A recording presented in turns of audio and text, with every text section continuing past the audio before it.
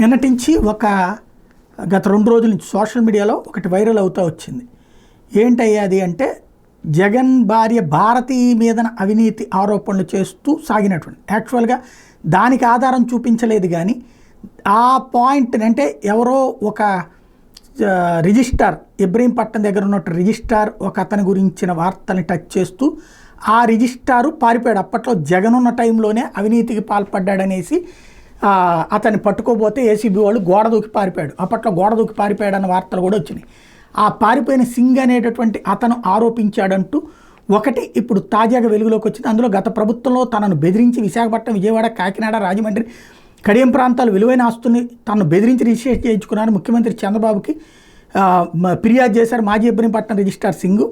అక్రమ రిజిస్ట్రేషన్కి ఒప్పుకోకపోవడంతో తను కిడ్నాప్ చేసి గోవాలో బంధించారని ఏసీబీకి ఫిర్యాదు చేశాడట రిజిస్టర్ సింగ్. అదే సందర్భంలో తన కుమారుడు వద్ద దగ్గర నుంచి ₹1 కోటి వసూలు చేసి తనను విడుదల చేశారని చెప్పుకొచ్చాడట. 700 కోట్ల రూపాయల విలువైన ఆస్తుని ఇబ్రహీంపట్నం రిజిస్టర్ అయిన తనని బెదిరించి మాజీ సీఎం జగన్మోహన్ రెడ్డి భార్య భారతి, జగన్ పిఏ కె నాగేశ్వరరెడ్డి, చేమకుర్తి శ్రీకాంత్ అతని భార్య జబర్దస్త్ నటి వనం దివ్య అలియాస్ రీతు చౌదరి పేర్ల మీద రిజిస్ట్రేషన్ చేయించుకున్నారు. ఏసీబీకి ఫిర్యాదు చేశారట.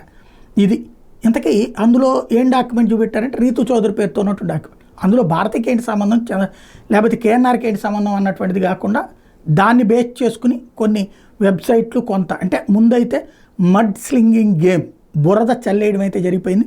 మరి అది తుడుచుకుంటారా కడుక్కుంటారా అంటే తర్వాత ఈనాడు జ్యోతి చూస్తే దాన్ని ఇంకొక కోణంలోది మాత్రమే, అంటే ఆ రిజిస్టార్ గురించిన వార్త మాత్రమే రాసుకొచ్చారు. ఒక ఎమ్మెల్సీ అన్నారు, మేబీ తలసిల రఘురామన్ టచ్ చేసినట్టున్నారు వాళ్ళు.